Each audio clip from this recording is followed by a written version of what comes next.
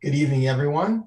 Welcome to another wonderful virtual tasting. I'm super excited to see everyone. My name is Vadim Perlovsky. This is the Virtual Tasting Society. Today, we are featuring Balcones, and joining us from Balcones is Gabriel. Hey, Gabriel, thanks for being here. We are here with the Los Angeles Whiskey and Spirits Guild, and their wonderful president, David Donahue, is here. And as always, do you want to say a couple words? Be very happy to, Vinny. And as always, thank you very much for all the amazing amount of work and effort that you put into bringing us these virtual experiences. Over the last year plus, these have grown to be a mainstay for some of us on our weekly schedules, and we do really look forward to it. So, everybody who's coming back, it's great to see you again. Any new people, welcome, and I know you're going to have a wonderful time. Gabriel, this is for the third time that we've had you with us and Balcones. It is probably it is a very favorite amongst the Los Angeles Whiskey and Spirits Guild.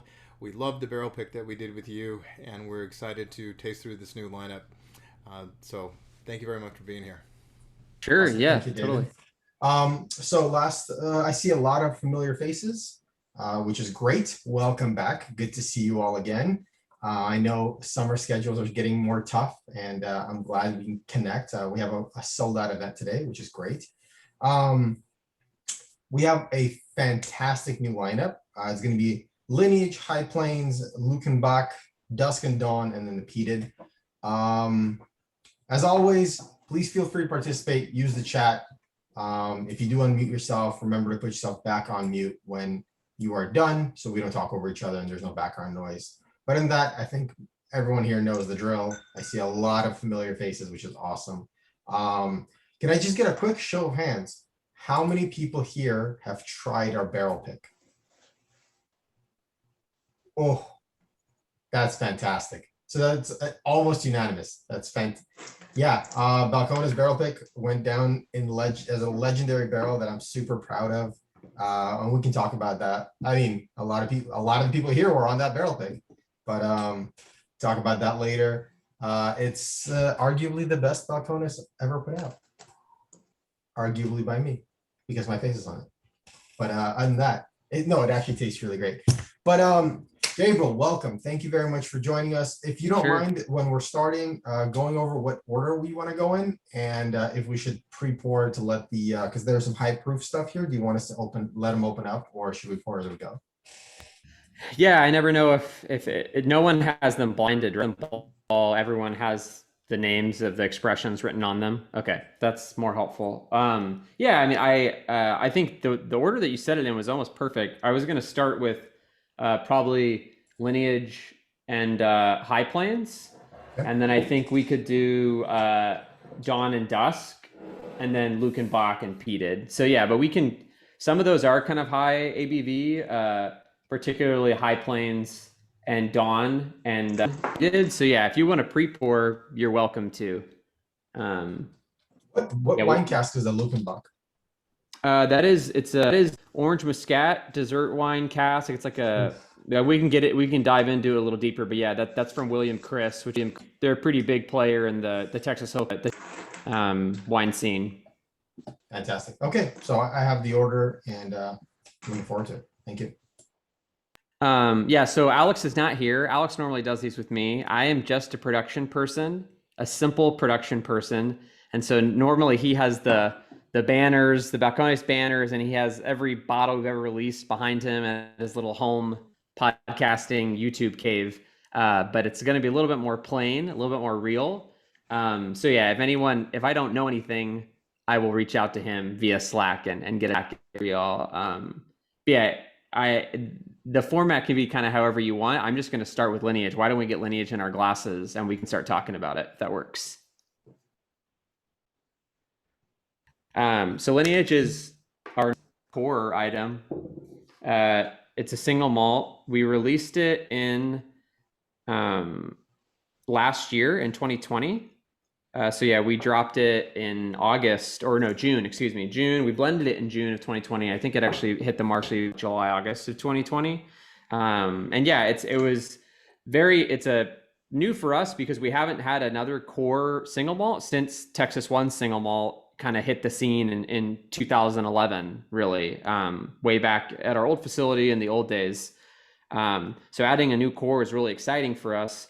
This one is a little different because it exemplifies a couple different things for us. It's a combination of Texas malted barley, which really had never been grown before. We started working with kind of the ag school at Texas A&M, our maltster did, in 2016 and 2015 and 2014. They had been working on barley varietals for a long time. And in 2016, we actually got the first commercial crop of Texas barley that could be used for distilling or brewing. And so our maltster malted that for us, and we started laying a lot down. We eventually expanded to different maltsters.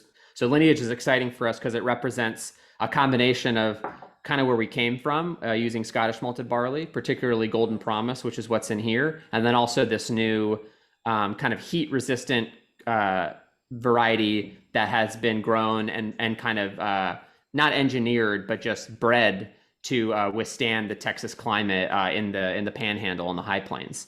So it's a combination of those two grains.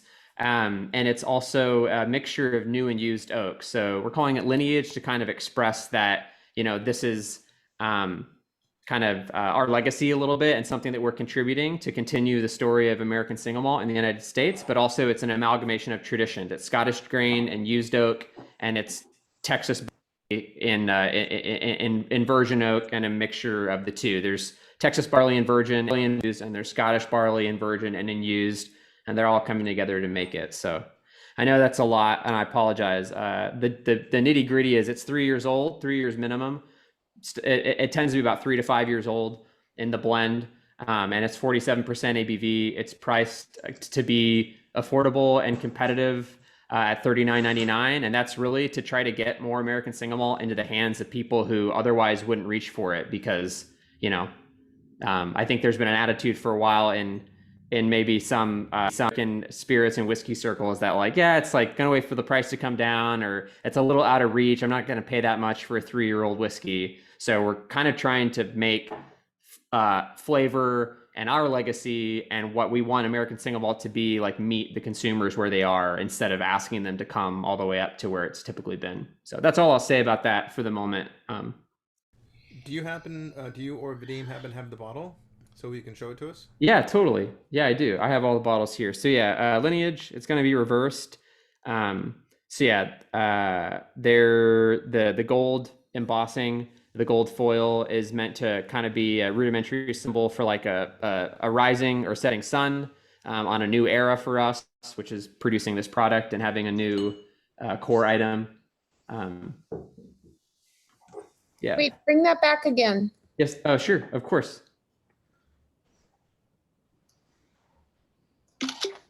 There you go. Yeah, and we've been really excited about this one.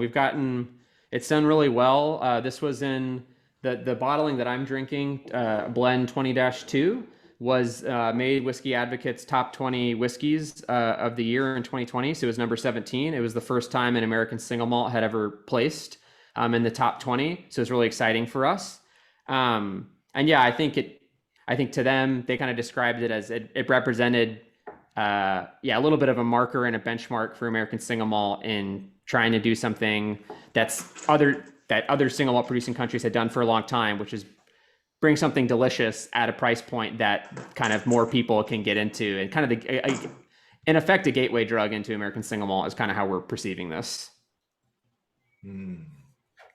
So yeah, notes of it's meant to be fruity and malty, and also have a more subtle oak backbone, which is a subtle oak and spice backbone, which is something that people don't normally associate with us. But yeah, notes of there's some tropical fruits, there's some blueberry,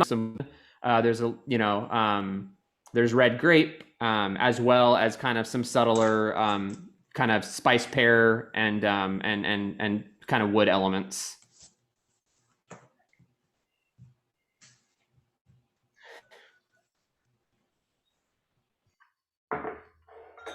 And Gabriel, you're just are you just bringing this down? You're bringing the proof down so you can make more of it, and is that what allows you to get it to that price point? Or are you guys just kind of reducing the margin on it to get it out there to bring people in. We're reducing the ABV and the margin. Yeah.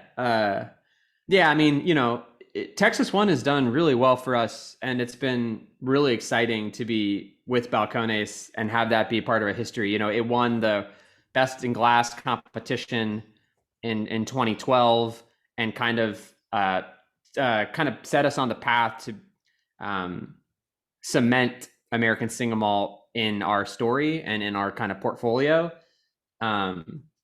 But yeah, it's also, for a long time it was $79.99, and then I think when I came on board five years ago, they had started talking about dropping it to $69.99, and now as of late last year, early this year, it's now $59.99.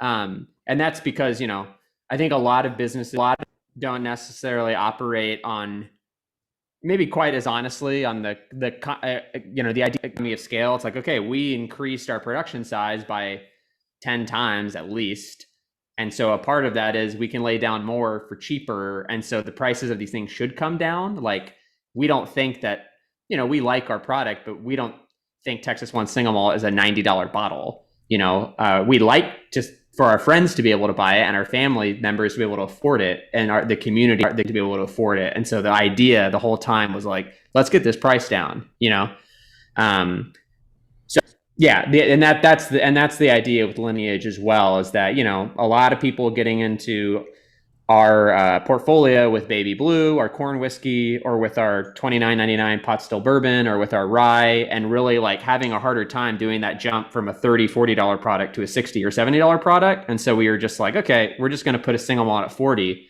and just make it work. So this is not meant to replace the one single malt, right? This is going to be a companion, kind of a stepping stone to get people a lower proof version of your single malt to get people to upgrade to the other one eventually, right?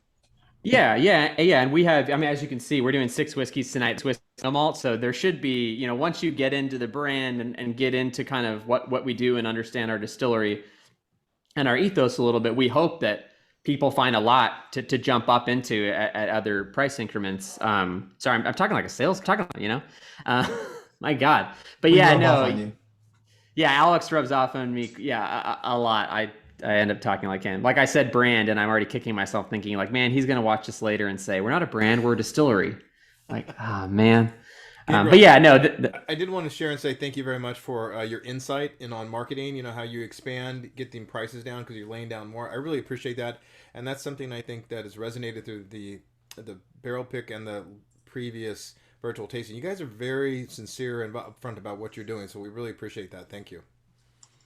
Sure. So on that note, can you tell us about the natural color chill filtration aspect of this? The natural color and chill filtration? Mm-hmm. Yeah. So we can kind of go do a brief background. I know some people have probably heard, but I wouldn't expect anyone to remember. It says on the back of the bottle, all of our bottles, but no Balcones product is ever or has ever been chill filtered or colored in any way, shape, or form. We do 100% double pot distillation on copper pot stills, and true pots, not a column that we shut the plates off, like a true pot still. Because of that, the whole point is to make a big, oily, viscous, broad spectrum, complex spirit. And so we have no intention of ever chill filtering. Honestly, we wouldn't know how.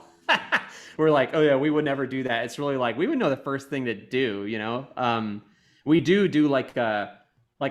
basically not a membrane filtration, but like a fiberglass filtration to filter out bits of char sometimes. And we'll do various levels of micron size for the particles to get through for different products. Like our Brimstone product, if you're familiar with our lineup, Brimstone has a ton of char and wood in it, and it's very smoky. And so we use a finer micron for that, because if we didn't, it would just be black and charred. But for most products, they get a much wider one, and it's really just to catch flakes of char from the barrel.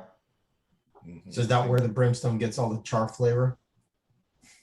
Yeah, I mean, I can't. I've signed a I've signed like a non-disclosure agreement. I legally can't talk about how we make brimstone, but I can tell you there's a lot of wood involved, and a lot of things we have to filter out. That's funny. I was talking to Barbara about when we were setting this up on our end, and I was like, hey, should we throw in a bottle of brimstone as just like a mystery sample and just watch people's real reactions, not knowing going into it? It's the one whiskey where I remember trying it at a tasting and it felt like chewing a briquette of charcoal. It felt like Yeah. if you bite into charcoal. Yeah. It's crazy. Yeah, it's campfire. I mean, yeah, it's like a campfire or camp embers in a bottle. It's really funny because I think everyone's relationship to that who works for Balcones is they first start working for Balcones and they go, "Oh my God, this whiskey's so great! Every month we're able to take a bottle for free." And so yeah, like my first monthly bottles for the first 3 or 4 months was brimstone, and I would drink the whole bottle in a month. I was so excited about it. And now that I actually have to blend it and help produce it, I'm like, oh man, like I really don't want to have anything to do with it. But the one great thing about it is that when I think some places it can kind of feel like this big thing that's kind of silly. But when we go to a lot of outer markets who may not know us, especially overseas, they get so excited about it. You know, it goes to like Australia or it goes to Denmark or Sweden, and they just go, "Oh my God, this tastes like Texas. It tastes like what I expect something from Texas to taste like barbecue."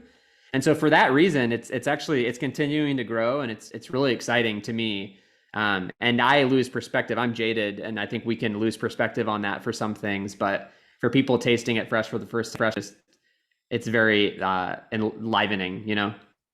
I stopped listening when you said people who work at Balcones get a free bottle every month. Are you guys hiring? Yeah. That's kind of that's where I'm at. Yeah, free swag. Yeah, this is excellent. This is quite good.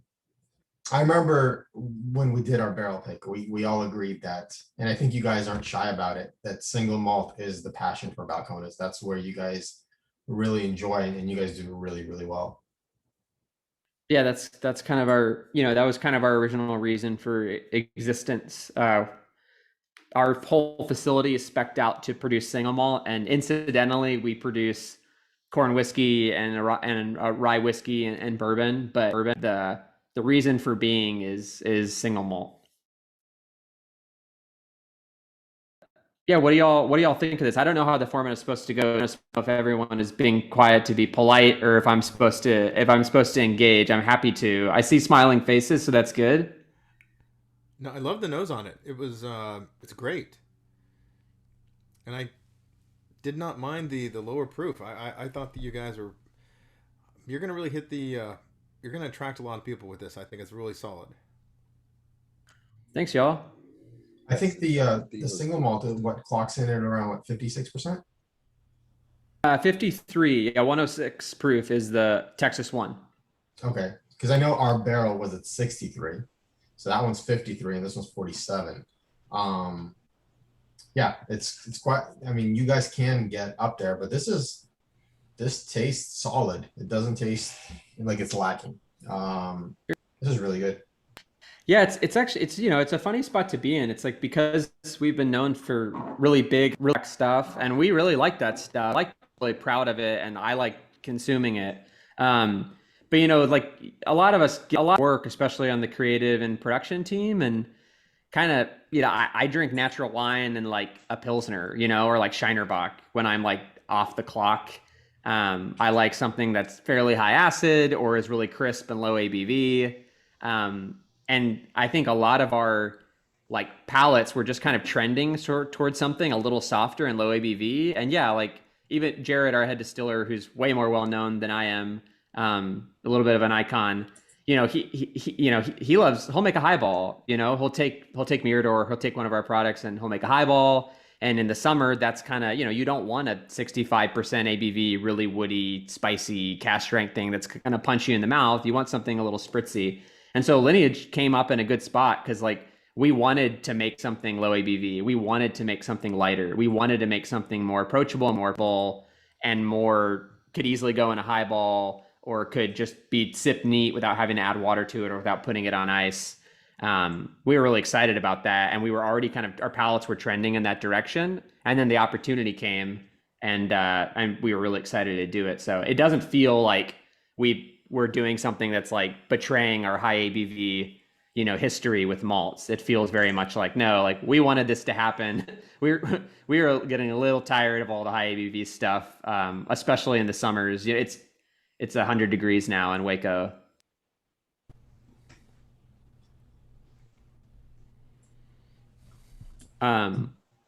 It's funny how with time, a lot of people will start with sweet and then chase high proof. And then when you get more experience, you tend to be like, okay, I actually want to taste it. I want to relax and drink it. John Debney and I were just discussing this, that, his palate, and he's been drinking a lot longer than I have. He's not chasing 65 or 70% whiskey anymore. He's found his sweet spot. Like for me, it's around 46 to 50. Where I don't always want to reach for something that's just high octane, where if I'm just relaxing, 46, 47, 50% is the sweet spot for me. And people's palates do that kind of up and down, which is, it's interesting that you guys got there and we got there at the same time, unrehearsed. Totally. Yeah. I think the whole kind of upper crust whiskey market is kind of possibly trending that way.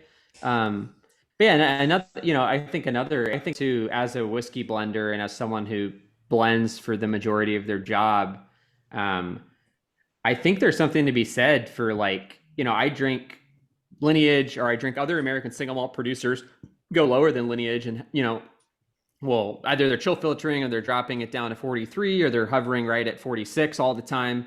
And I have to say, I think it's harder to make a good whiskey at a lower proof. Like the cask strength, the high ABV, it masks a lot of stuff. Sometimes you get into something and we'll nose a sample. Like most samples from our warehouse, they smell pretty good at 65% ABV. It's dense, it's very rich, there's a lot of fruit. There's a lot of oak and spice and extractives kind of covering up either something problematic from the distillate, something problematic from the barrel, and an imbalance. And then you add water to oh man, shit, where'd all the smoke come from? Or, where did that vegetable note come from? And so, yeah, Lineage to me is more kind of like a secret career triumph, because I actually think it's easier to blend Texas 1 single malt than it is Lineage. It's way harder to blend Lineage because it's more diverse components and it's at a lower proof. And so your density can get totally blown out, and your fruit flavors and all of your layering can get tonally blown out when you add water.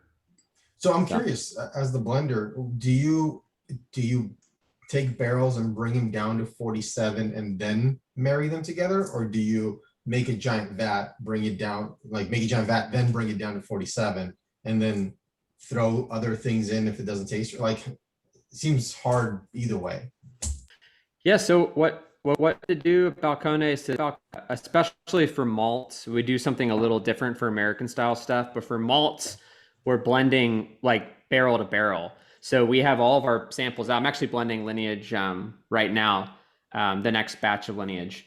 So we have all of our samples out from the warehouse that could go into Lineage, and we're going sample by sample and saying grading and organizing. Okay, this is the fruit pile, and that's the stone fruit pile, and this is the orchard fruit pile, and this is there's too much spice on this, and we're doing all of that. And then we kind of make a base, and usually we'll dump the base together, and that'll be like 5% of the blend. And then from there, we'll throw things at it. Okay, some refill to stretch it. Oh, stretch it too far. Okay, a little bit more virgin to bring it back in. Okay, a little bit of this, a little bit of that.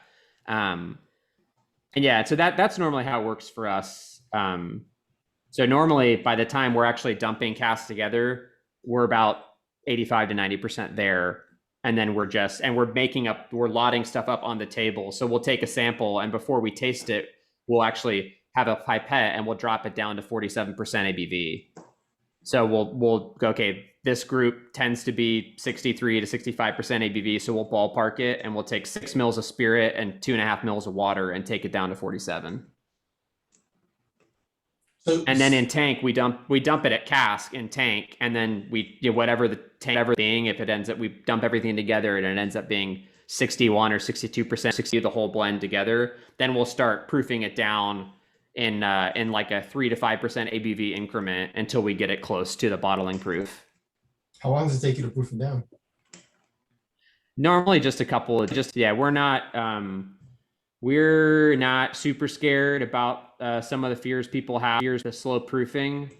That tends to in old world traditions that take wider cuts and have a lot more fusels and heavier compounds in their spirit that take a really long time to age, like cognac or Armagnac and some other tradition. You really do have to proof slow. If you don't, some of those fats will actually come out of solution and you'll get some saponification and a soapy flavor. But for us, we've never had a problem with it. So we usually proof over 3 days. Interesting. How big are your cuts?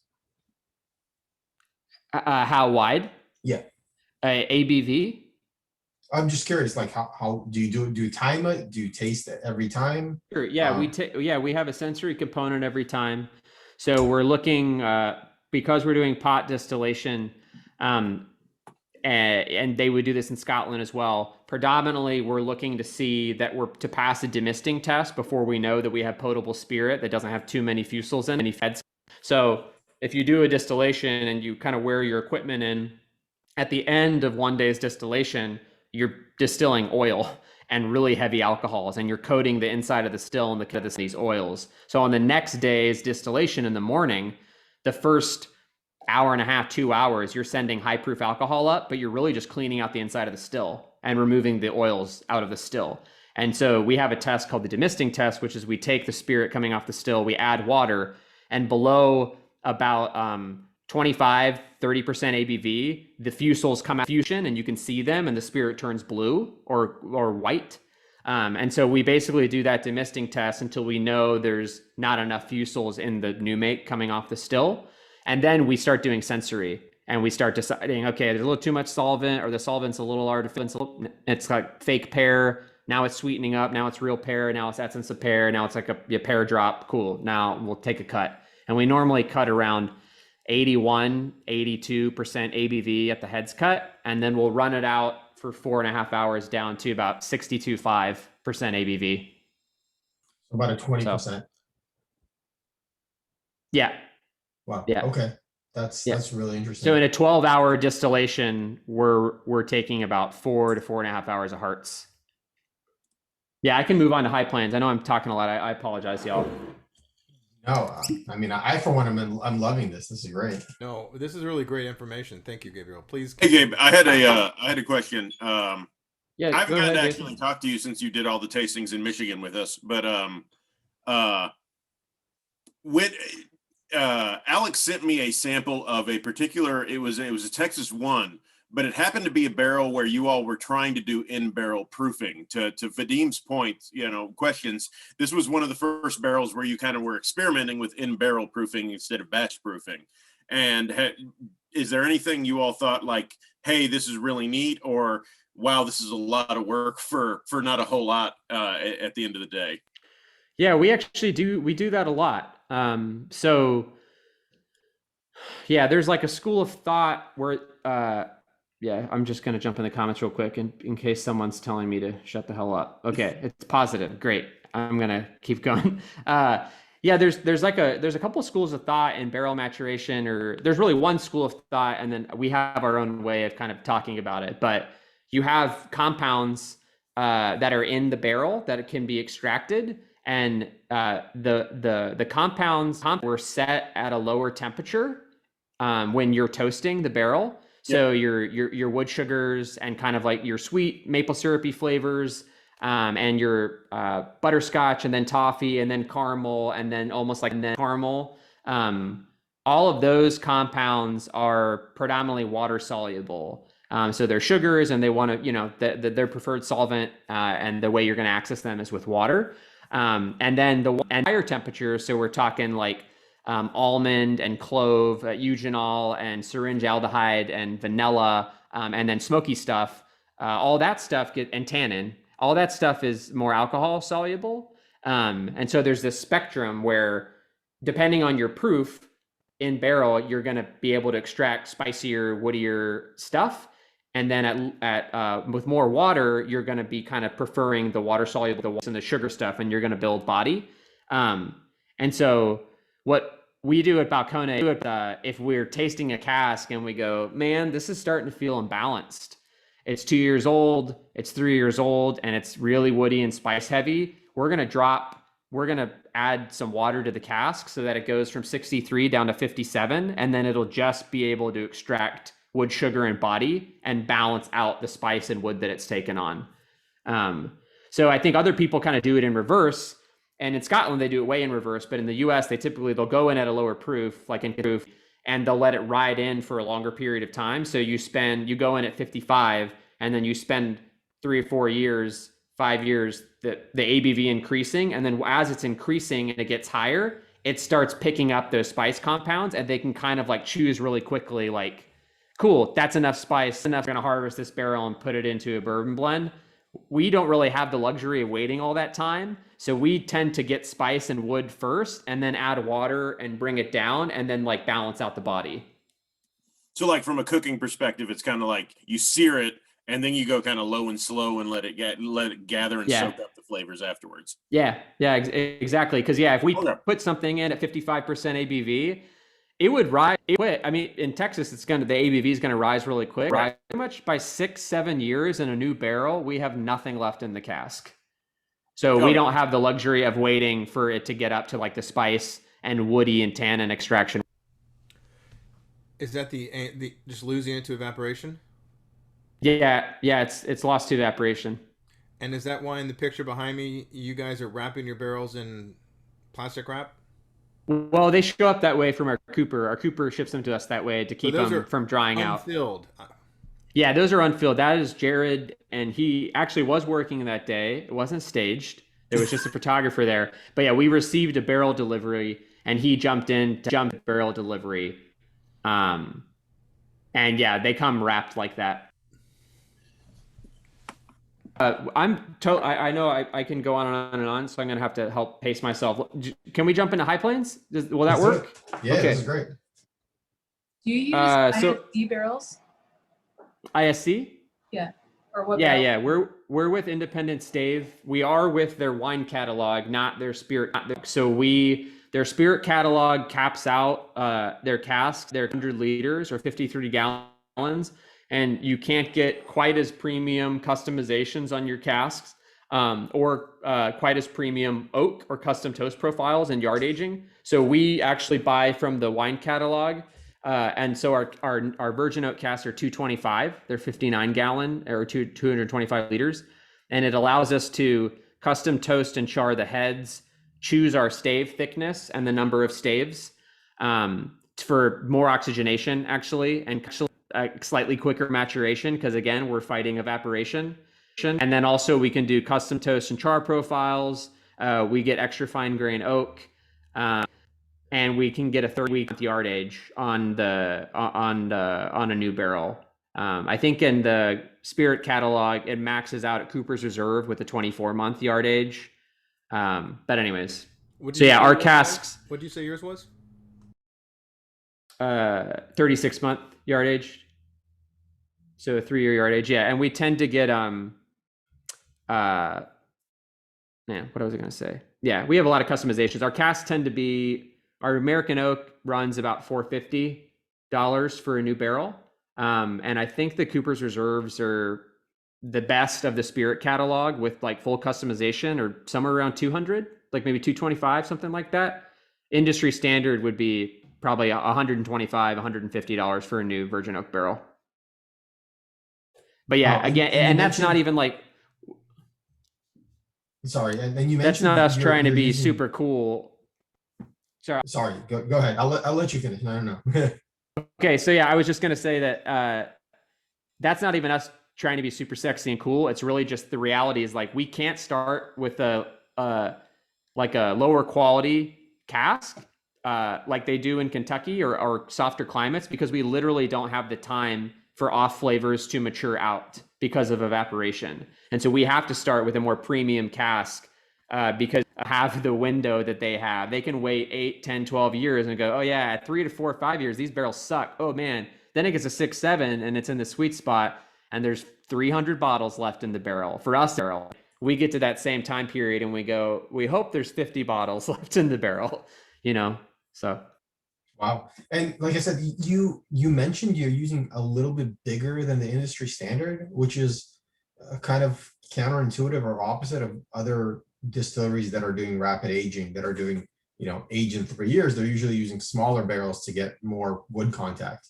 That's So that's interesting. yeah, that's to fight evaporation. We get we started with 5 gallons, and in a 5 gallon, you'll get 25% evaporation in a year. I mean, in 3 to 4 years, we'd have a lot of casks that were bone dry, because you get so much loss, and if you get one leak, plus all the evaporation, you're totally screwed. But yeah, that extra 225 volume will actually help offset the little bit more surface area for all that spirit to be in contact with, so you get slightly less evaporation and slightly less loss. So, okay, I'm going to move on to High Plains. I'm sorry. I'm going to shut up and No, talk a little please. more about High Plains. So, High Plains, man, I really like this release so much. I think this is one of Jared's favorite releases that we've ever done. High Plains is kind of tipping our hat to where our Texas malted barley is grown. So this is 100% Texas malted barley in used oak and refill cask. So the idea here is we want to showcase Texas malted barley, what it could be, what the future could look like. I love how different it is from our normal Golden Promise. I think Golden Promise is so biscuity and rich, and I kind of love how herbal and grassy. There's grasshopper root and like fennel frond in here hiding, and I think that's just so cool. And that's not something we really get with often with Golden Promise. We get less of that grassy stuff, and we get more just like malt. So yeah, this is a fun one. Is this the one? Is High Plains the one you all did with Texas A&M? Yeah. So we released the first High Plains. Man, I think it was in 2019. We released our first High Plains expression, and that was with our crop and our first distillation run of Texas malted barley. This is some stuff from a run right after, but yeah, it's that same family of malted barley, because that's really the only one that maltsters and farmers are using for distillers.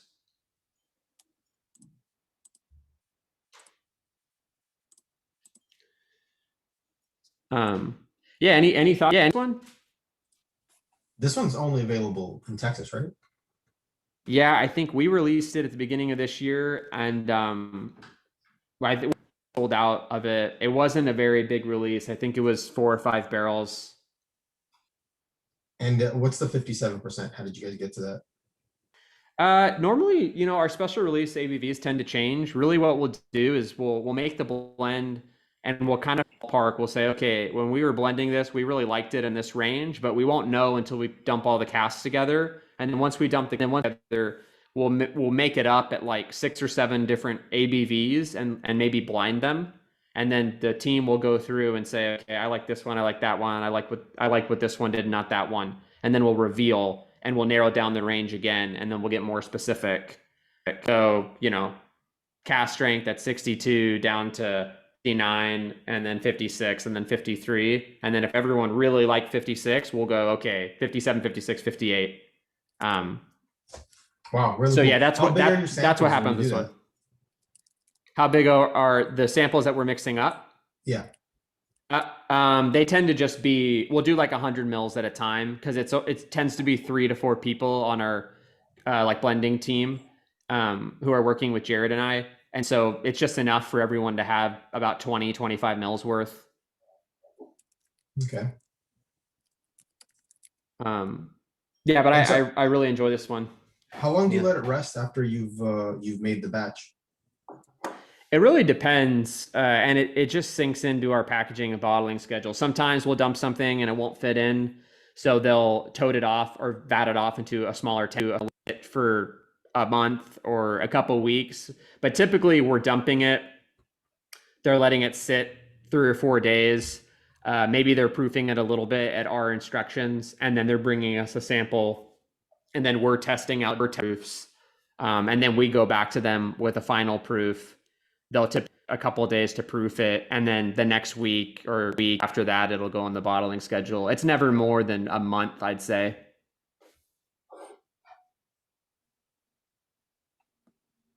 Yeah, it's a really lovely one. A lot of like warm straw on the nose. I just really like this one. Yeah, and that's a minimum age of 27 months is the youngest cask in that one. So it's not even single malt by a lot of people's standards, you know. Um, uh, so we can keep the momentum going. Y'all want me to jump into Dawn and Dusk? Let's do it. Sure. Which one are we doing first? Okay, cool.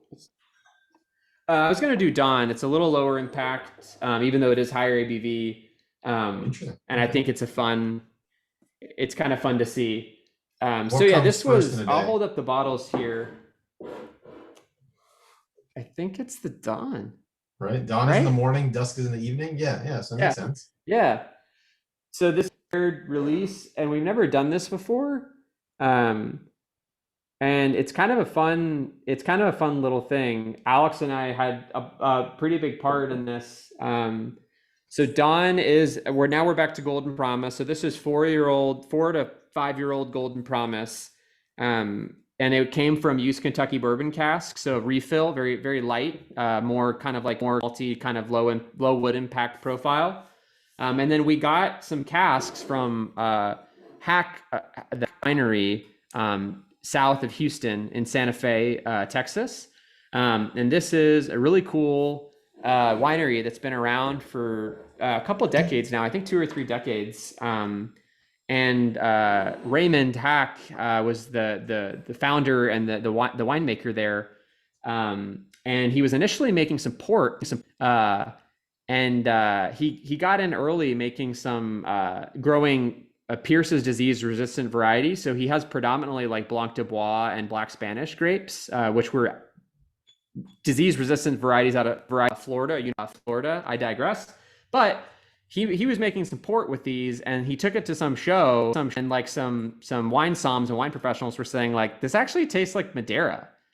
Like, this tastes more like Madeira than a port. You should just lean into that. Like, just make a Madeira.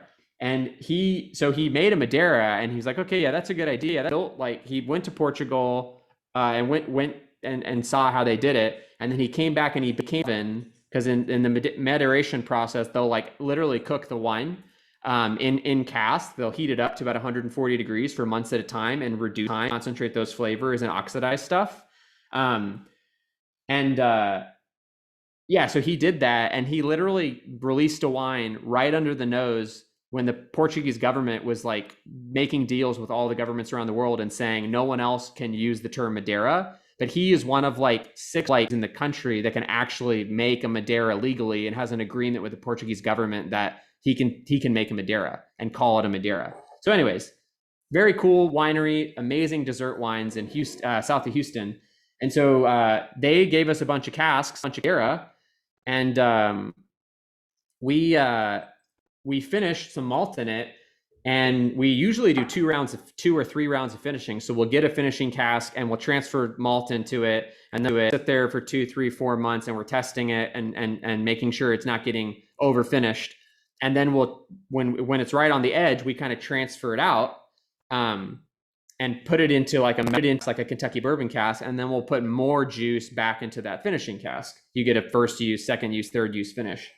And when we were blending them, normally we blend them all together. If you all are familiar with our releases, Brujeria and Hechiceros, that's first, third finishings mixed together and blended together. But there was something so great about the distinct finishes, the first finish and the second finish. We're blending them together. We didn't like the blend better than the 2 finishes on their own, the first and second finish. So Dawn is that lighter impact first finish, and there's a ton of jam, and there's a little clementine peel in there that I just totally love. And then Dusk is the first finish, so it got a lot of that wine, and it's this big kind of rancio grapey bruiser with a lot of like polish and roasted nuts. And so that's kind of what happened with those. So they're both 4-year-old Golden Promise, and they're the same exact finishing cast. Dusk just went in first, and then it was followed up by Dawn. So anyways, that's my long-winded way of saying I hope you enjoy it. When I first heard, I'm a sucker for Madeira. When I first heard you guys had a Madeira finish, I messaged Alex, and I'm like, you guys repeated what our single barrel was, and you didn't even tell me. What the hell? And he goes, no. your barrel was actual Madeira from Portugal, and this is a Madeira from Texas, which I thought was actually really, really cool that like there's a Madeira in Texas. But yeah, give me anything finished, any single malt finished Madeira, I'm there. Well, I was going to say, I was going to agree with the comments that Lori and Amanda were making on this. I am loving this. Like, oh my God, this does not drink like it's 58% or anywhere close to it. Like, I mean, if I was just taking a straight guess, just tasting it, I'd say this is like maybe like a 55, a 50, 3.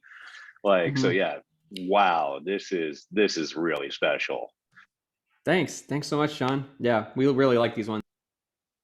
Yeah, dusk is gnarly. I mean, I love dawn just because our palettes are kind of leaning a little lighter, but super cool.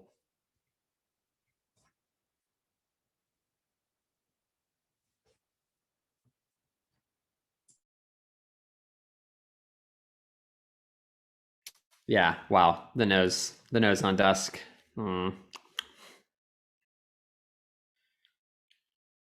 Yeah, someone like our operations manager found some like 4 cases of dusk that didn't end up going out, and we have like a little blending archive, and I guess they some of the wax like dripped funny, and so they set some of the dusk aside, and we're just like, well, we'll get to these later and we can send them for tastings and promotional stuff and whatnot.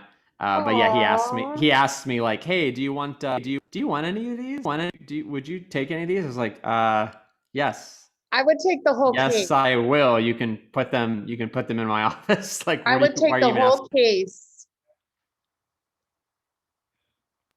Thanks, Elisa. How does the song go? Get out of my dreams and into my car. Yeah.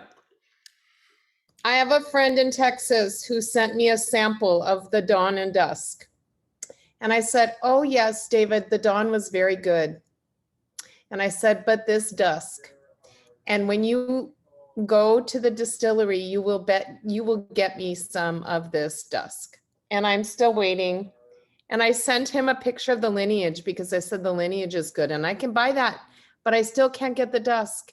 And I said, I will drink this little sample and I'm still waiting for my bottle. You gotta send them over. Well, yeah. I don't know. I don't even know if we have any at the distillery anymore, to be honest. I don't think there is. But it's in the market. So it was 8 barrels each of dawn and dusk blended, and they hit the Texas market. So they're in distribution to Texas, and I assume you'll be able to find them through the end of the year, if not longer. You can go on their website and you can search for the particular ones of like which stores have it. Because I'm coming back down to Texas in August, and I've already been searching the specs for who's got what. And so I think the specs in Dallas had a couple of bottles of Dusk and Dawn. Cool. Oh, he's retired military, so he just rides all around Texas, and he just stops everywhere. Your sales team should have just sent them all to separate stores. So like every store got either Dusk or Dawn, so people would hate you, but they would have to like go searching for both. It's like Willy Wonka. Yeah, exactly.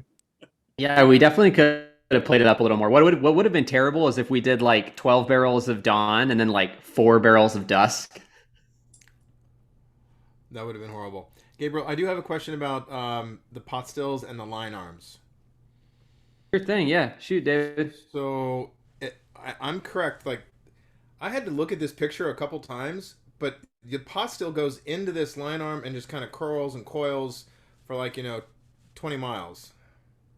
Yeah, pretty much. Yeah, I'll keep it short-winded. I apologize, but we only got 2 whiskeys left, so Long-winded is fine. Oh, we don't mind. Okay, so when I'm apologizing. We're loving this. Keep it up. Very much. Thanks, y'all. So when we were at our old location at 17th Street, and really, it's funny. It's like, to me, it's obvious, but it's this. We literally just moved down the road. We were at 17th Street, and our old machine shop are at 11th Street. So we're 6 blocks away from where we used to be. And at 17th Street, our old location, we had this tiny little 2,500 square foot. And I wasn't there. I'm not going to claim credit for it, but Jared was there, and our distillery manager Tommy was there, and like our brew house team lead Javier was there back in those days. And really, they were super scrappy. They were building a ton of their own equipment by hand.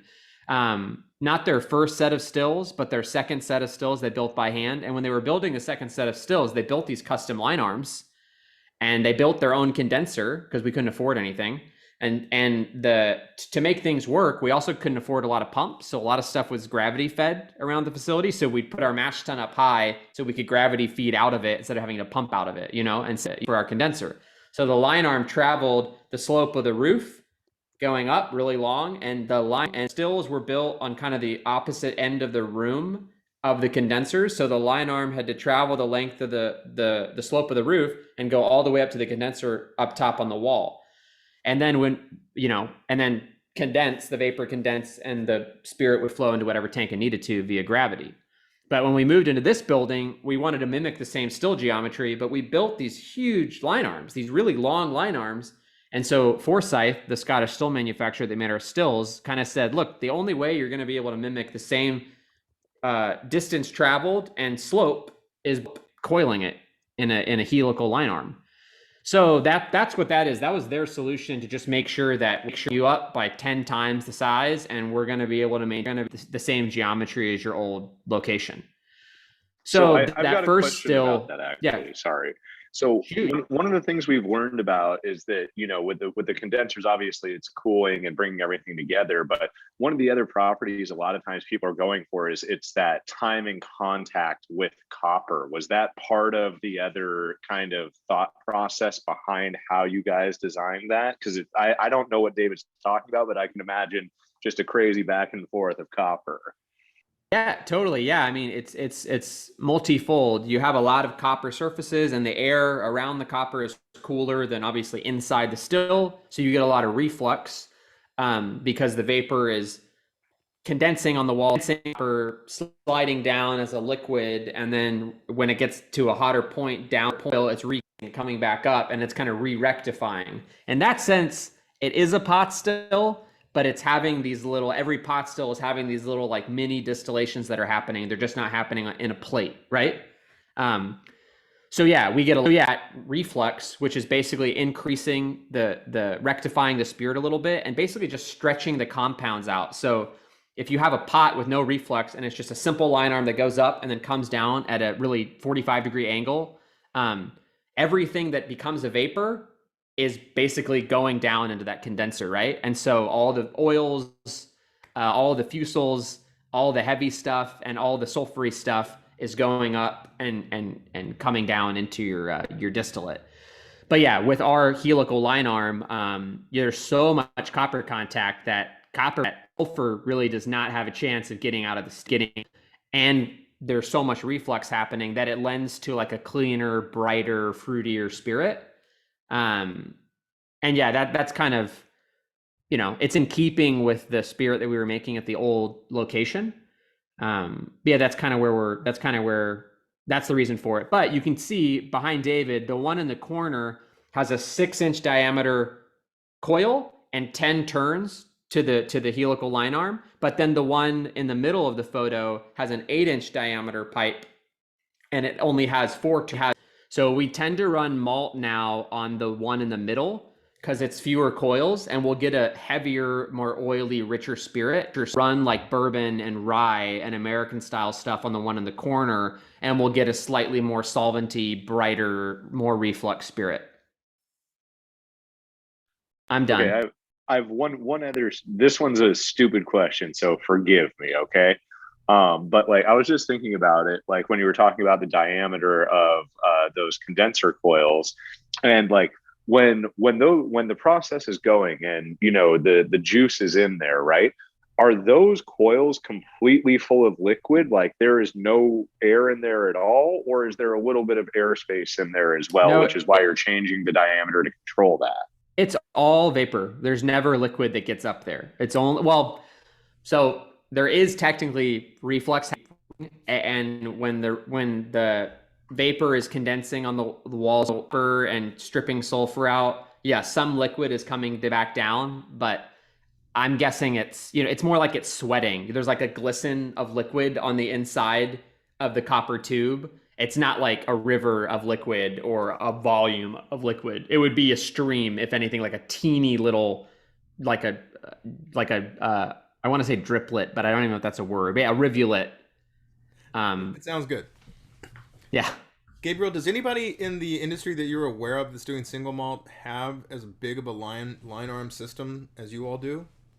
So there are a couple, I don't want to call them copycats because we don't really care if someone does something like that. It's like that battery than anything. But yeah, there's a small distillery in Europe that predominantly does like Amaro, or not Amaro, but kind of like liqueurs and that kind of stuff, and gin. And they have a teardrop shaped still body with like 1 or 2 turns in the line arm. And then there's a distillery in Canada that has mimicked our still geometry expressly because they know us and they wanted to make spirits like us. But yeah, we were the first ones, and also these are the tallest pot stills in the world. So from the bottom of the pot to the top of the line arm, and then where it hits the condenser, they are reportedly the tallest pot stills in the world. They're like almost 40 feet tall. And I think the tallest are Glenmorangie, and they're 18 feet tall. Well, I think that that's a very unique feature of Balcones, and I don't know if it gets as much as attention because it is just fabulous. When you look at this, the equipment here, it is just so kind of hard to get your head wrapped around exactly what's happening. And then we were learning a lot more about this last night with Anna. And we were just like, wait, this is actually how you mimicked what you had set up in the first location. Yeah, exactly. I'm seeing, oh yeah, dusk has almost a licorice feel to the flavor. Yes, we love licorice, man. But if we could get black jelly bean and like fennel in every single product, I would. It's not easy to do, but yeah, it's fun. Oh, I'm right there with you. Yay. Yeah, I just love anytime I get fennel, like I don't even care. There can be other flaws. There can be green bell pepper, but as long as there's candied fennel or like Good and Plenty, y'all know the candy Good and Plenty. It's like licorice with the confectioner's sugar around it. Man, that is, if I get that note in a whiskey, man. It's absolutely my favorite candy ever. So yeah, one of mine too. Yeah. They have it at the movie theaters. I mean, I know no one's going to the movies, but I would at the movie theaters.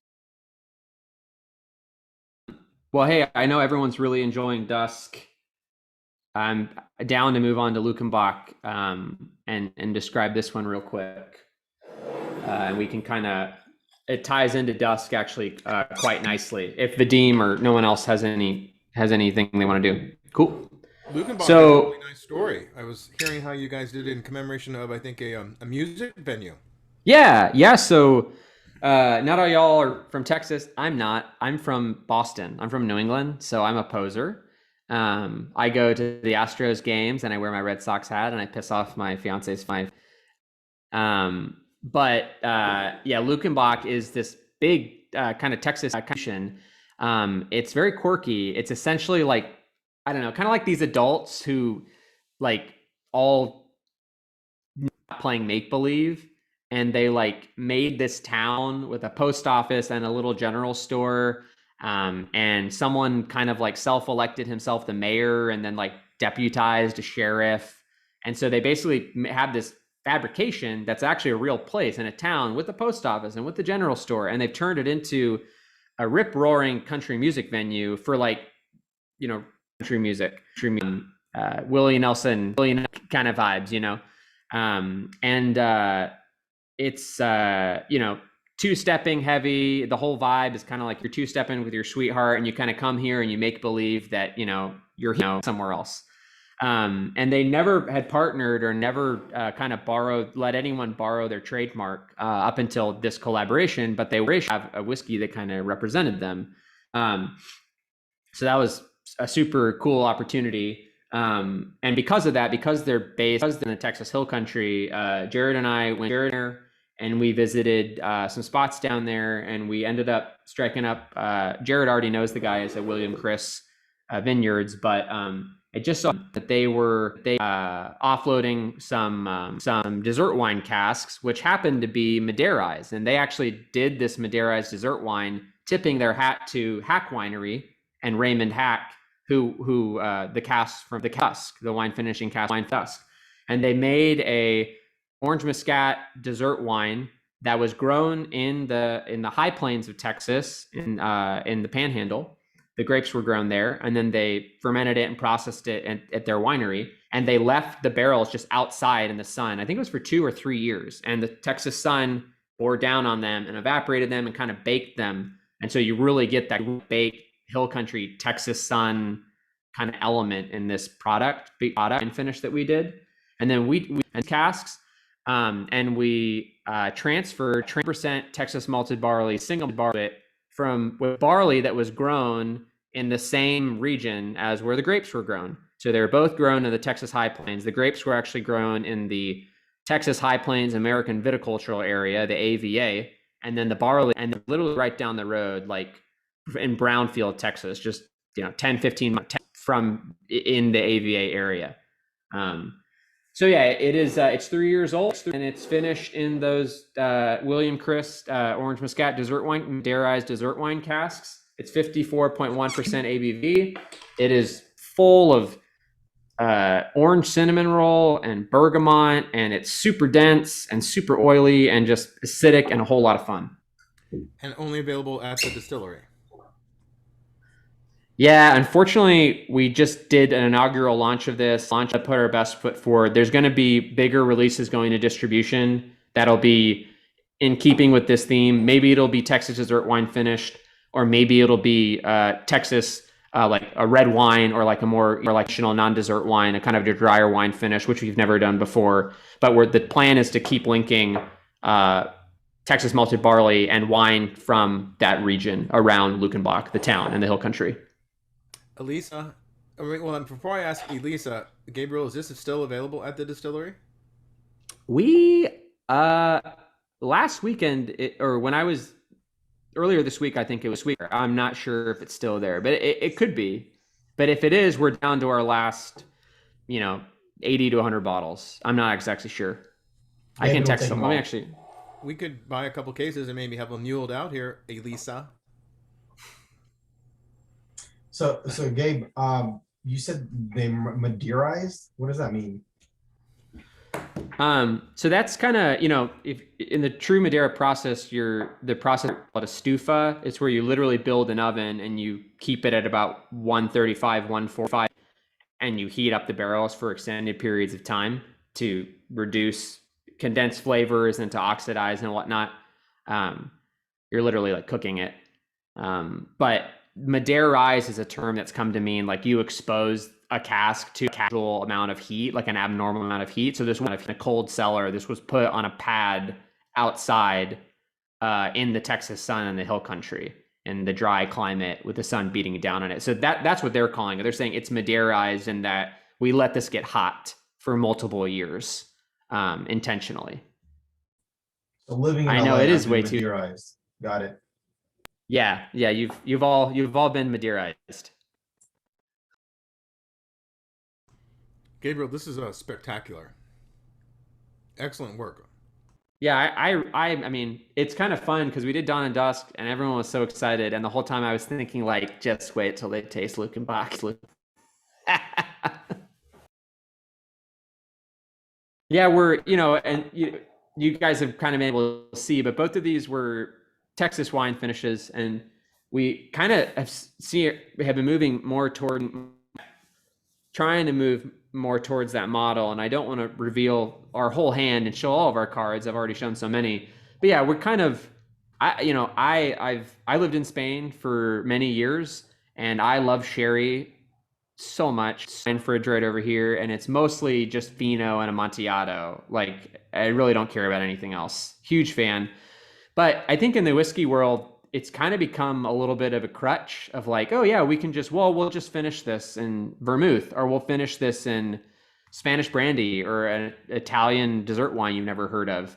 And with this move of people trying to kind of capture a sense of place, which is what we tried to do, like using an heirloom roasted blue corn grown in Texas, and using Texas barley and partnering with our climate, our harsh climate, and kind of engineering our maturation program to kind of fit that climate and that the barrels that we choose and the custom toast profiles that we choose. It just, I personally, as the warehouse manager and cask management and the blender, am getting a little tired of just like, oh, well, we'll just slap a finish on it and then people will buy it.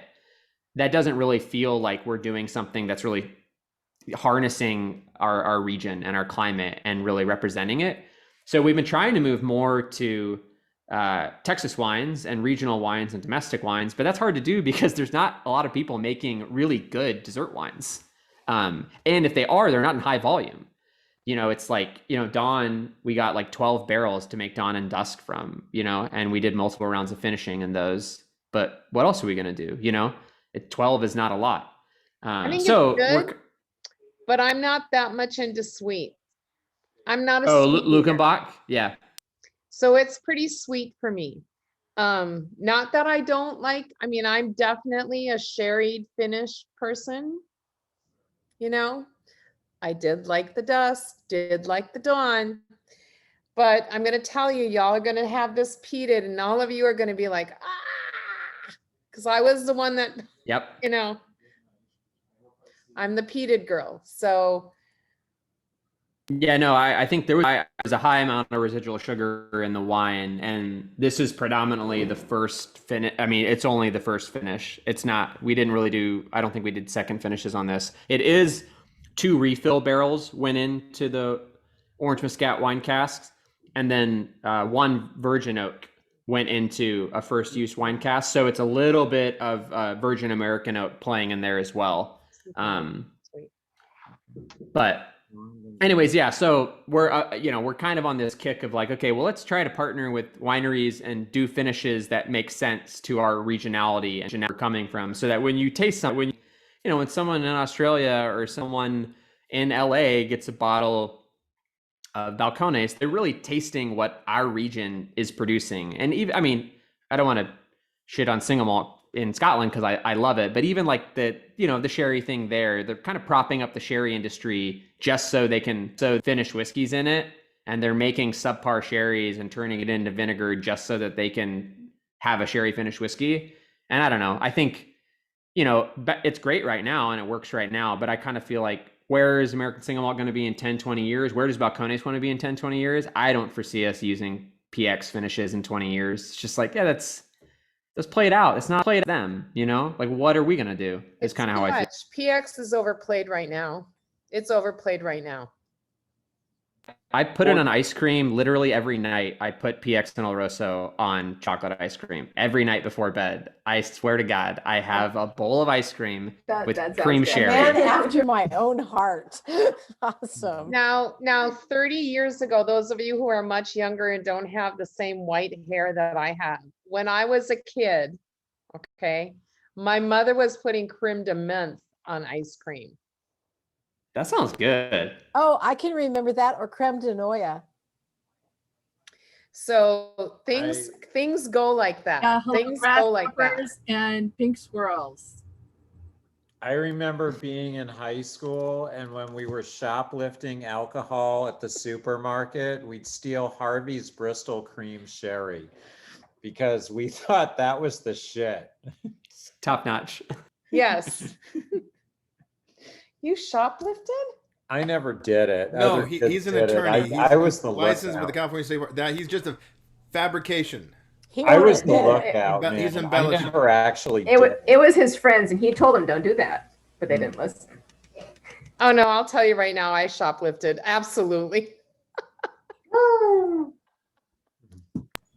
You're supposed to say stop recording before you say stuff like that. Well, I was going to say now because it's what are they going to do? Fast. It's I'm 15. Authorities have Who's been gonna alerted care? to your crimes. On Facebook, nobody knows because it's under my maiden name. Well, we are in Yeah. California, so you wouldn't even get a slap on the wrist. Yeah, it wouldn't matter at this point. But to bring us a little bit back on track, I will say, Gabriel, one of the things that I really do like about you guys and about that whole exchange we just had about the PX casks is that I like that you guys are all about just staying true to you, right? Where you're like, hey, we know there's this other stuff, we know these other things, but we're doing it our way and we have a reason for doing it. So I really like that. And especially with the previous conversation we had where, the reason that you go through ISC is that you guys are on the wine side because you get more control and you get the bigger barrels because you need that because of your climate just being so harsh and unforgiving. I really appreciate, just from the consumer standpoint that you guys are staying true to that all the way through and being like, oh, everyone wants PX sherry because that's the hot thing. Like, let's buy a few of those and play with it. And you guys are like, no, we're doing us and we're doing just fine. And I respect it. Cool. Yeah. I appreciate that, y'all. It's interesting that they taste so different. I mean, you would expect that, but the Luckenbach and the Dusk are just, like different distilleries. They're so different. The Luckenbach is very sweet and you get that like cream orange soda on it. Totally. And the Dusk and the Dawn are very much Madeira cask whiskeys, with the Dusk being more Madeira to me than the Dawn. Yeah, absolutely. Yeah, you're right. And that's a testament to Raymond Hack, who's just this stubborn dude in Houston who's just like, yeah, I'm going to make a Texas Madeira. I'm going to do it the right way.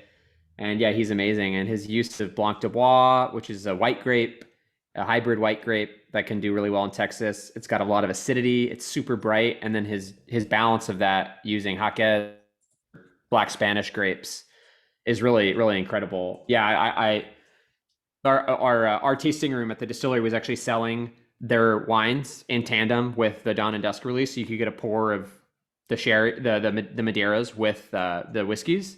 And yeah, I just bought the last 2 bottles from the tasting room. I was like, I was there. I went to the ice cream shop next door and I got a bowl of chocolate ice cream. And then I went in the tasting room and I pulled the bottle from behind the bar and I was putting it on my ice cream like I do. And then they said, oh yeah, that's like, we've only got one more back there. And I was like, really? Okay, I'm going to buy them both. I'm going to buy it. The Blanc de Bois one and the Black Spanish one. I bought both of them. Well, but yeah, no, you're right. You're around, right. You're going to have to send us some olive oil. Make sure we get to try some of that Madeira. Yeah, side by side. yeah, we'll send you the Hack Winery barbecue sauce for sure. Perfect. Yeah, definitely.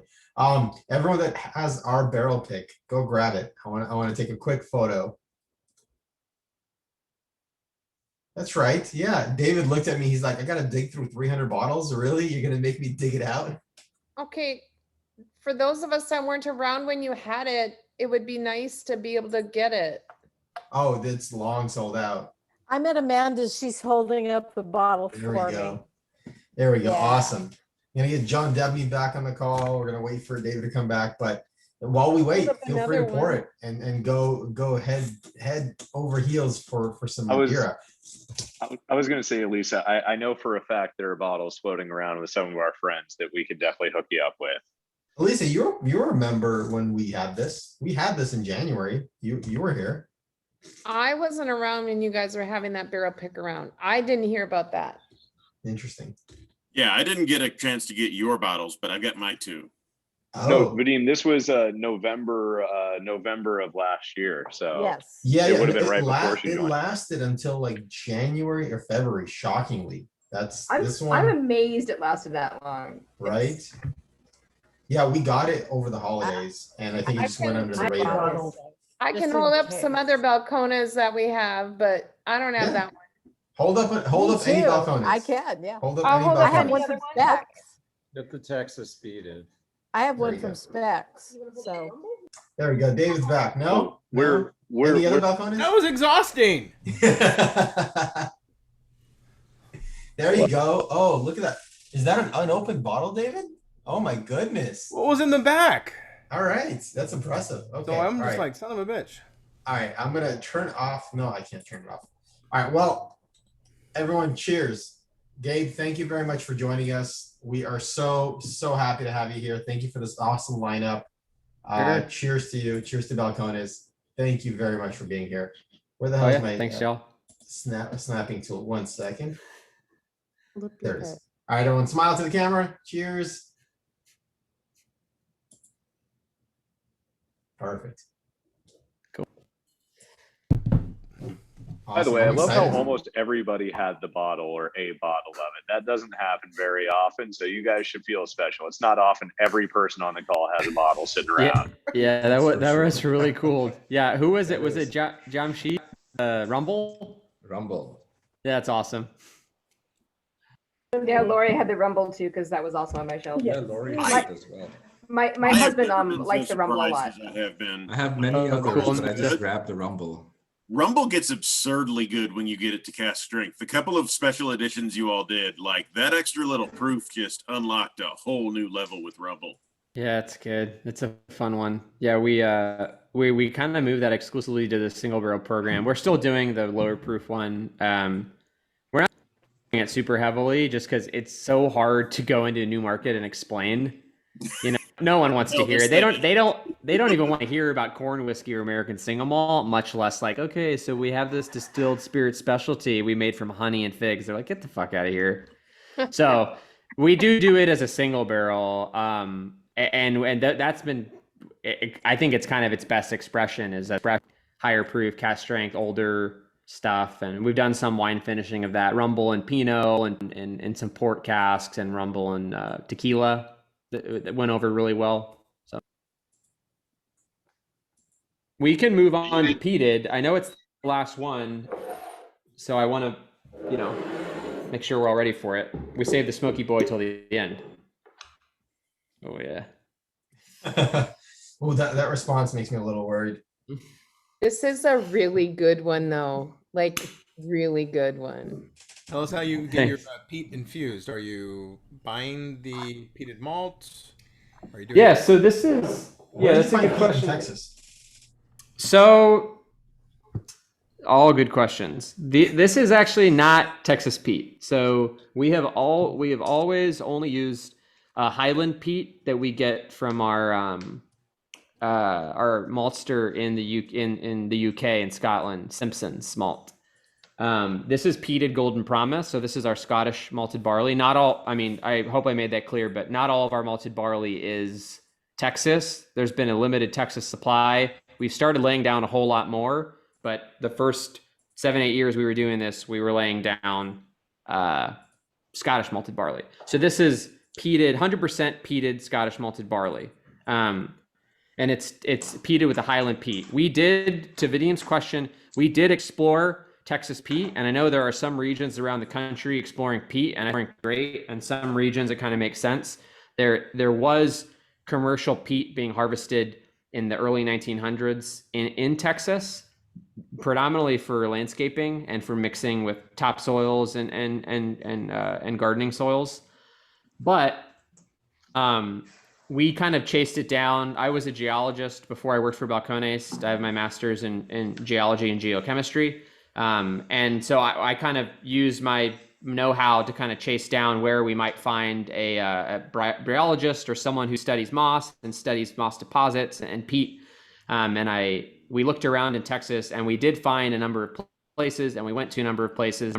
We kind of hit a wall. Everywhere we went, we were basically told to fuck off because there's so few of these sites in Texas. Texas is a very hot state, and there are a lot of these deposits in the east, but they're very rare and hard to be maintained, and they tend to be in a delicate balance with the environment, and any disturbance is not very good for them. In Scotland, they can just like do it, and then in 1,000 years, there's going to be more peat because that's what this environment is, but it doesn't really work that way in Texas. And so we got told a number of times, like, I'm not going to show you, like, I'm a moss scientist and I will send you where our peat deposits are. Leave me alone. And so we hit enough of those walls and we were like, well, this is probably not the move, So we lay down a limited number of it. We only do about 3 or 4 fermenters worth of it every year. And it's 100%. It is peated to 99 ppm. So that's the grain is 99 ppm. We don't send it off to a lab to do a phenol test to tell you how much is actually in the glass, but the grain in this year's expression is 99 ppm. And yeah, I mean, it's aged in, it's an interesting kind of conundrum where with High Plains and Lineage, we're trying to showcase kind of what you can do with just showcasing the grain and showcasing the malt and the distillate and the fermentation and having a little less oak on it. But this is 100% Golden Promise in virgin American oak. So it's kind of meant to be Texas 1 single malt, our flagship single malt, and our first single malt, basically just peated. So that wood in that new oak in tandem with those phenols and with that smoke, that's interesting things. And it kind of teeters on the edge of this, like, yeah, people like heather, this kind of smoldering driftwood note, but it teeters right on the edge of like campfire and heather, right on the edge of these Scottish flavors and these American flavors, which I think is really cool.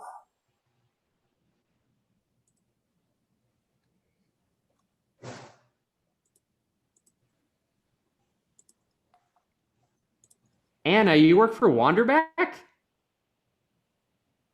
What the hell? That's really cool. How is our juice coming along? We haven't got our samples in a while. So that's what we had last night. We had a small group of folks. We were just doing a little blending kind of prototype panel, and it was really fun. And it's good. It's really good. That's super exciting. I'm so glad to hear that you're here. That's so great. I wouldn't miss this. This is excellent. Why would you miss this? Cool. Well, yeah, we're all really excited about that, and I'm excited that our NDA is finally gone, because for like the first 3 or 4 years, we implemented that. Someone was scared at Balcones because we didn't really know what to do in like our nascent stage, and like every year it would come up like from us, like, when are we going to get rid of this NDA? And then it never did. And then finally I got enough power to just be like, okay, I'm just calling our emeritus president and telling him to tear up the NDA. So I'm happy that we can talk about it now. Yeah, me too, because it's awesome.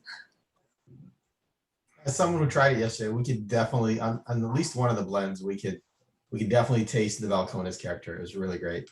Yeah, well, they picked a super cool mash bill too. I don't know if y'all talk about your mash bill, so I won't hear, but yeah, like really different grains for us and a different yeast too. And so, well, actually, I don't think it was a different yeast. I think it was just different. I think different grain, different Well, you use barley bill. Saison? You use Saison, don't you?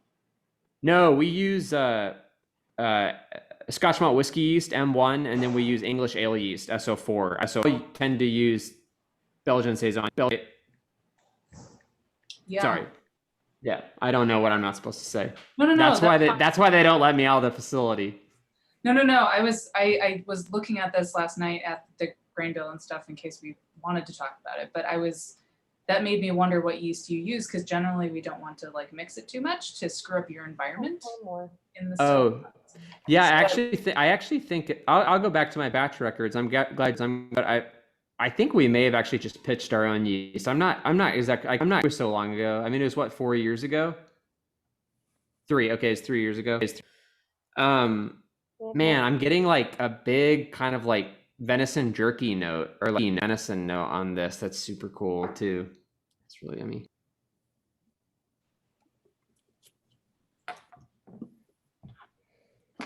What's your favorite?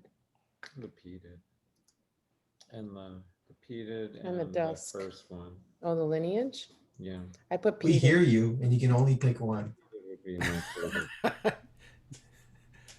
It's time to bring back Mustachio's virtual background. The Wanderback official cat, who I am lobbying strongly for his own Instagram account. Because Mustachio sits around in the barrel room and just lounges like most cats do. Like, I own this. This is all mine. You work for me. Which I would gladly sign up to be on that Mustachio payroll. He's adorable. He's the friendliest cat. I have to tell you, he just wants to hang out with you all the time. So he like follows me around. I'm like doing barrel transfers and stuff, and that's loud, and he doesn't care. He's just like hanging out, wants to like come, he'll, after I'm doing stuff, he'll like come up and go around. It's just so cute. He's adorable. Does he drink whiskey though? No, but he smells it all the time, and it clearly doesn't bother him at all, because he's just going through. I'm like, dude, my cat's at home, can't handle it, but he doesn't care at all. He's totally fine. He drinks the blood of mice and rats. His sworn enemies. Exactly. Yeah, he is a really good mouser. That's Our good. son went back to school and all of a sudden our whiskey does not leave the house as much. What? It's amazing. I've noticed. That must be nice. How could that be? What happened? Good for you. Yeah. Well, don't know. clearly evaporation has slowed since he left, and the world has changed. That must be the problem, evaporation, Clearly. clearly. So Gabe, you Balcones has always taken the opportunity to kind of do neat stuff with Texas. I mean, you've got the the new one, the Ludenbach. You've done the stuff with Texas A&M, and your most famous one's probably the Bach, the Shiner Bach, which Yeah. is now legend at this point. Are you guys actively like seeking other stuff, or is it one of those like it kind of falls in your lap, or hey, if something shows up, great? Yeah, I mean, we're looking at that. All those have come to us, and that's not. I mean, yeah, that's our description of our process. Not to toot our horn, but yeah, Shiner reached out to us, and we love Shiner. We love Shiner Box so much. I love the Shiner Premium. Yeah, I dig their stuff so much. So yeah, that's been a really cool collaboration. They did a Marzen that was finished in some of our single malt cask in a bomber style bottle with like a cage, like a cork and cage, which is really awesome. And they've also done a couple different releases in their Brewer's Pride release. That's like kind of a heavier Imperial Bock finished in our casks. And we have some more stuff in the war. We try to do some more brewery ones, and we partner with a couple of Texas breweries that with stuff that's still sitting on our warehouse. We did the St. Arnold Grand Cru. We took their 25-year anniversary beer casks, and we finished a malt inside of it and released it around the holidays in 2020, the holidays of last year. So yeah, we've done. Was that 2020 or maybe 2019? Sorry. I've got COVID brain for releases. But yeah, no, we try to do. Seriously, I feel like a whole year just evaporated. But yeah, we love doing collabs, but particularly with like Texas entities. That's really exciting to us. We're kind of calling those like our I think it's like Texas Originals or something. I don't know. Our marketing team has like a name. They're kind of workshopping for it. But yeah, those kind of like, this is an iconic Texan, like Lukenbach, Shinerbach, St. Arnold. And we have a few more of those, a few that I can't really talk about. But yeah, there'll be more coming that I'm really excited about. You guys need to do a barbecue sauce finished single malt. Like the other way around. How about no, there was literally a distillery up here in Michigan who there was a barbecue joint across the street from them. And so the barbecue joint got one of their bourbon barrels to age their barbecue sauce in. And so then the bourbon place went, you know what? What would be weird if we took the barrel back now? And so they aged another batch of bourbon in the barrel that had aged the barbecue sauce in the ex-bourbon. And it was weird, but it was kind of neat. I would totally try that. I mean, yeah, it's one of those like this is not natural, but I'm kind of digging this. I mean, can't be way off from maple syrup casks, right? It was like it's the first time in my life I've given cumin as a tasting note. Oh, that's cool. Oh, great.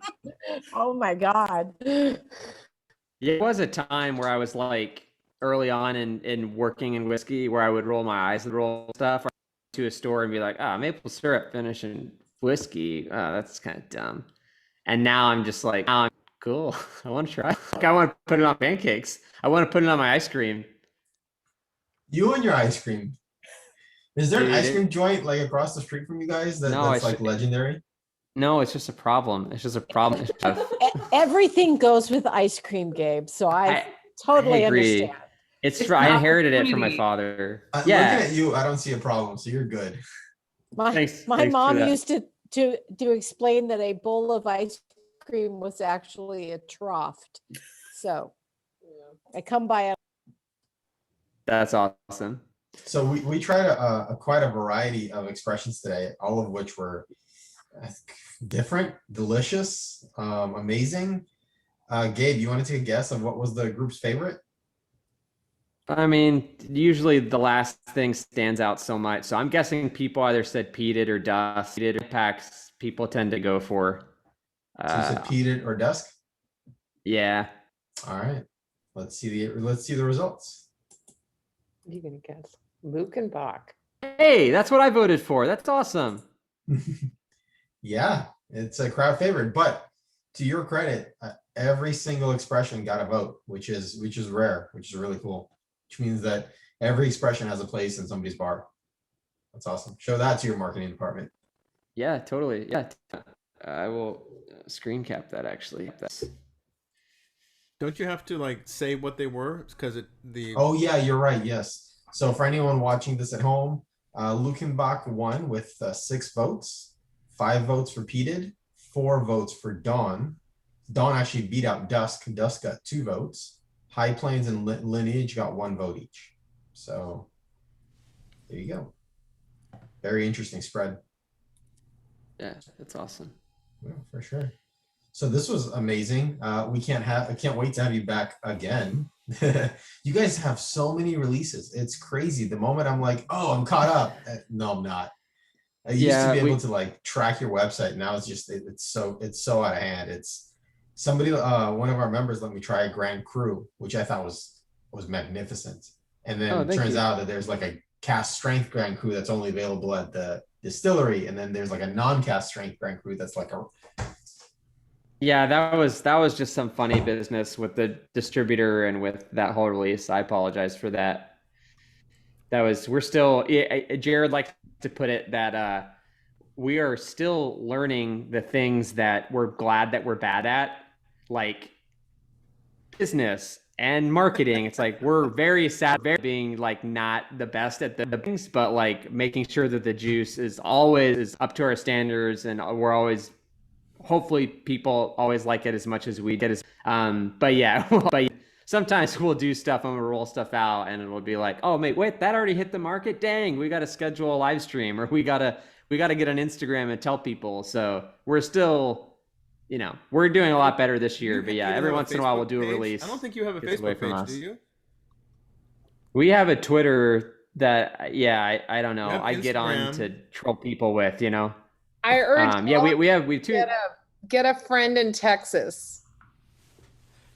I They urge just all giving We those have out? you who has Where a do we friend in just get Texas. those? you get a friend in Texas. That's what you do. Lori has a friend in Texas. All right, there we go. There you go. I have a friend in Texas. And better yet, find a military friend in Texas. Because then they go to the base and they get even cheaper They get cheaper things in Texas. That's a good idea. God bless the NEX. I'm going down to Texas in a couple of weeks, and I have to take 8 empty cases with me to pick up all the bottles that I've like bought from distilleries down there over the last 2 years. Wow. I'm just saying, if you go to Texas, that's the place, especially if you're military, go down there and buy liquor. Yeah, If you're Balcones, Iron Root, and Crowded buy Barrel. your liquor in Texas Ruined because me. they're really good to you there. I can't wait to go to the distillery, check out the operation you guys are running there. That's where I'm headed. Yeah. Oh yeah. I can't wait for y'all to visit. Yeah. I mean, that would be awesome. You have to let Alex or I know, because we'd love to show you all around. It's Well, a fun. maybe what Those we are really- need to really do is well- do a group trip down to Texas. It's only 20 hours through the desert, or Maybe we can something. Visit Chip and Joanna to see what they're doing with the silos. I Oh, mean, Gabriel, this is LA, buddy. We fly. We don't drive to Texas. Yeah. Okay. I am not going to be driving to Texas. I'm going to fly. No, good. I've driven cross country. you'll every drive to a year. coffee shop that's Not a 2 blocks away, but not to Texas. We don't drive I- in LA. LA, we don't drive. We I don't drive. drove through West Texas in college from Arizona all the way to San Antonio. And yeah, no desire to do that again whatsoever. Like after 8 hours in the desert, the roadkill starts looking the same and you think you're crazy. your tires melt off. Well, we could put a little Mhm. group together. We'll talk. We can put a little group together, right, Sean? We'll put a little group together. Oh, I'm down for a Texas trip. I got friends and family down there. I agree. Let's go. I have friends and family in Texas too. We'll work it out. Gabriel, you have done an amazing job this evening. I'm not sure what other groups, how they kind of embrace the fact that you kind of spend a lot of time on the topics. We love that. That is what we would want on every virtual tasting, but it's very rare that someone's going to be able to take us that far into the process the way that you did this evening. So, thumbs up to you. It was an incredible evening. It was wonderful learning more about the distillery, what you guys have planned, and your partnerships and your collaborations. And again, it's nice being able to say we've known you for about a year and following what you're doing. And like Vadim just said, hey, I'm caught up on all the expressions. Well, that doesn't seem like that's ever going to happen with Balcones. So we're excited about that. So we do want to do this as often as we can, or Vadim says we should do. Yeah. Hey, if you guys ever need a test group, Anna will tell you we're a pretty solid test group. We will do your R&D for you. We volunteer our taste buds. For sure. Yeah. I mean, yeah, it's always fun. We've done a couple of things. I think we did it with the club in Texas this year where, I think they had Lukenbach in a tasting before it even went to market. And so, yeah, I mean, I'd love to get on a schedule where we could do that. We do have a couple, we have a couple more releases coming this year. One's going to be another Texas wine finish. That's going to be a Waco only one, but that's because it's actually like a collab with a Waco entity. But yeah, then we'll have another peated expression in the winter, 2 peated expressions coming in the winter. So that's kind of the next big malt thing in November and December. But yeah, I think that'd be great. I'd love to do this again. You guys are a really fun group. Very low pressure. I'm glad y'all let me dive into production. It's what I like to do, and I really enjoyed spending time with y'all. Can you give us or Vadim, any idea of the price points of the expressions that we tried? Yeah, I think I can more or less do it. It's gonna be pretty easy. It's that Lineage is $39.99. High Plains, Dawn, Dusk, and Peated are all $79.97, and then Lukenbach is, I believe, $59.99. Wow. If only we can get the Lukenbach, we'd get a case. Get more than that. Yeah. Can you get us a case of the Dusk for sure? If you guys can send someone to the distillery to get it, I can probably get a case. There you go. There's your military friend for you. Awesome. Well, Gabe, thank you so much for this wonderful evening. This has been absolutely fantastic. We raise a glass to you and to Balcones. We can't wait to have you back. Thank you very so soon. much. This is awesome. Yeah, thanks Cheers. y'all so much. This was really great. Love it. Love being here. Cheers. Not kicking anybody off, but we're gonna hit stop on the recording. We just hang out. Cool.